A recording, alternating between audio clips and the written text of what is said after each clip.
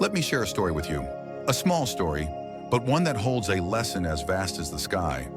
There was once a wise teacher who brought a large glass jar into his classroom. He placed it on the table and, without saying a word, began filling it with large stones. When the jar was full, he asked his students, "Is the jar full?" They all agreed, "Yes, it is." Then he took a handful of pebbles and added them to the jar. The pebbles slipped into the spaces between the stones. He asked again, "Is the jar full now?" The students hesitated but replied, "Yes, now it's full." Next, the teacher took a bag of sand and poured it into the jar. The sand filled the remaining spaces. He asked once more, "Now is it full?" The students laughed. "Yes, now it's truly full," they said. "You see, the jar is your life. The stones are the truly important things. Your health, family, meaningful relationships, your purpose.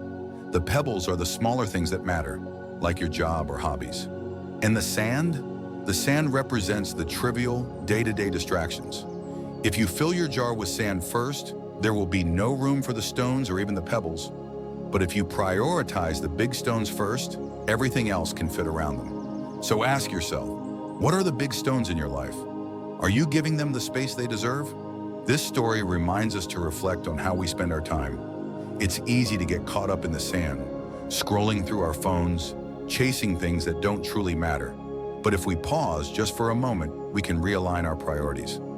Spend time with loved ones, care for your health, pursue what gives your life meaning, because in the end, the jar of life has a limit. It can only hold so much. Life is not a race, my friend. It's a journey. And the secret to a fulfilling journey is mindfulness.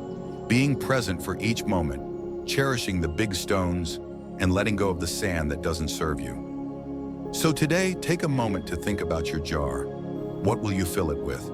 Will you let the sand take over, or will you make room for the stones that truly matter? The choice, as always, is yours.